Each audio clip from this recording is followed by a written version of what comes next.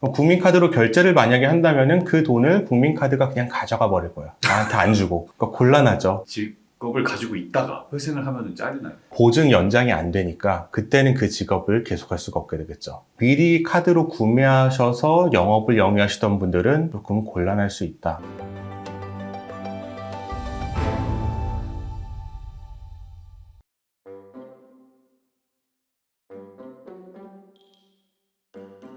개인회생을 하면은 내 삶이 조금 달라지게 되지 않을까. 혹시 개인회생을 시작하면은 하면 안 되는 것들, 제약받는 것들이 좀 있나요?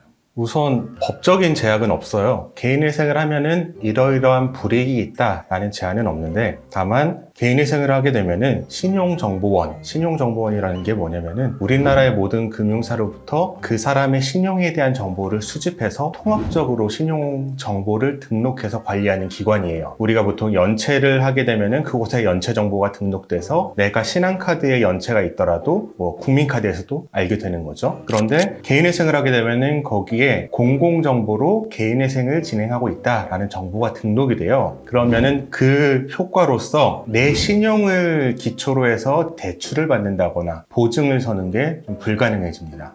그러면은 계속 그런가요?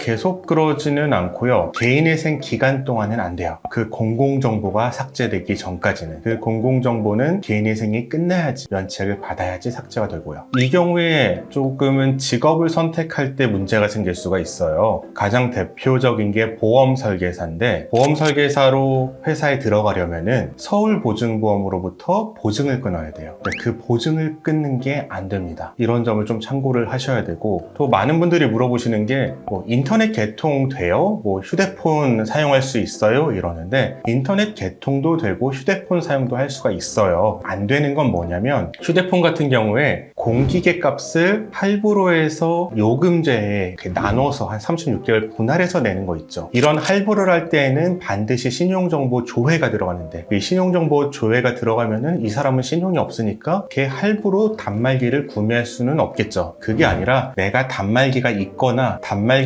약정 요금이 없는 걸로 구매를 한 다음에 단순히 통신사에 통신 요금을 내고 가입을 하면은 통신을 얼마든지 사용이 가능합니다.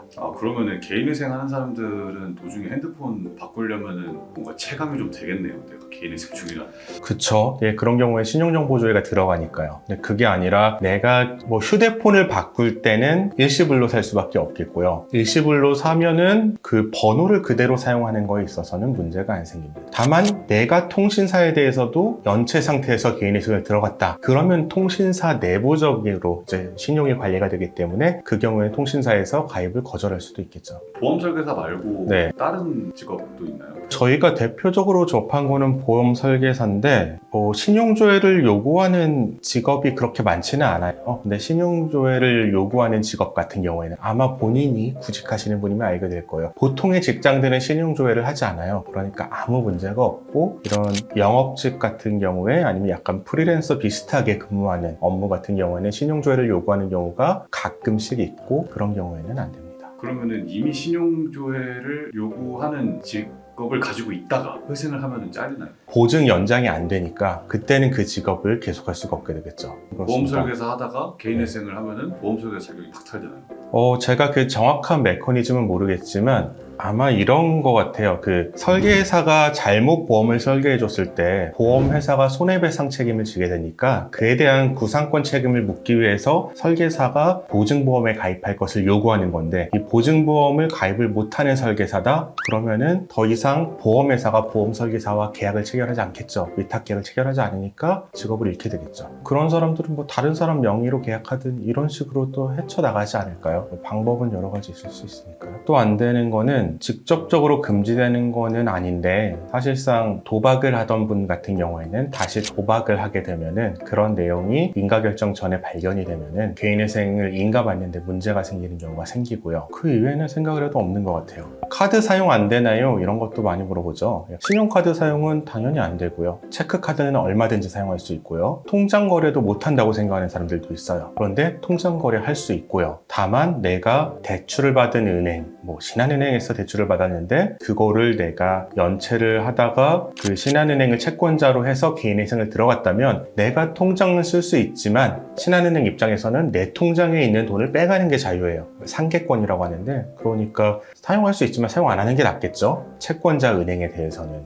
그러면은 주거래 은행을 바꿔야겠네요. 그런 경우는 주거래은행 당연히 바꿔야죠. 그럼 요새 카드 말고도 네. 페이 많이 쓰잖아요. 뭐 카카오든 예. 토스든 뭐 이런 거 하는 거는 전혀 상관없나요? 상관없죠. 페이 같은 경우에는 결제 대행이라 그래서 고객이 와서 카카오페이로 결제를 하면은 카카오페이는 먼저 그 돈을 가맹점에 주고요. 카카오페이는 그 돈을 카드사로부터 받습니다. 카카오페이가 내 통장에서 연계될 수도 있고 통장에서 연계된다면 쓸 수 있겠죠. 근데 신용카드로 연계해서 쓰는 거는 못하겠죠. 기본으로 돌아가면 될 것 같아요. 카카오페이를 할 때 내가 결제할 때마다 통장에서 나가는 구조로 해놨으면 쓸 수 있겠지만 신용카드 사용은 안 되니까 그건 애초에 못 쓰게 되겠죠. 자영업자분 같은 경우에는 카드 매출이 발생하는데 이 카드 매출을 못 발생시키느냐 이런 부분에 대해서 고민을 하시거든요. 이 부분은 내 채권자 중에 특정 카드사가 있다면 뭐 이런 거예요. 곤란한 경우인데 내가 국민카드로부터 한 2천만 원을 대출을 받았어요. 그런데 이걸 못 갚고 있는 상태에서 채권자로 해서 개인회생을 들어갔는데 내가 하는 자영업이 식당이라면 식당에서 결제를 하려고 했는데 이게 국민카드예요. 그럼 국민카드로 결제를 만약에 한다면은 그 돈을 국민카드가 그냥 가져가 버릴 거야. 나한테 안 주고. 그러니까 곤란하죠. 그렇다고 고객한테 혹시 국민카드 말고 다른 카드 있는 거 아닙니까? 라고 물어볼 수도 없는 거고요. 이런 경우에는 방금 전에 말한 결제 대행 서비스 카카오페이 같은 거를 써요. 그럼 내가 카카오페이에 가입을 하고 그러면은 고객이 와서 카카오페이로 결제를 하면은 카카오페이가 나한테 돈을 주고 카카오페이는 고객의 카드사로부터 돈을 받죠. 그러니까 국민카드에서 상계하는 것을 피할 수가 있는 거예요. 또 하나 또 관련해서 최근에 질문받은 게 이분은 치과를 운영하시는 분인데 치과 같은 경우에는 원재료를 많이 사잖아요. 원재료를 살 때 보통 선납으로 사서 카드 결제를 해서 사고 그거를 사용하고 매출이 나면 그걸 갚는 구조로 가는데 내가 이걸 카드 결제를 못하게 되면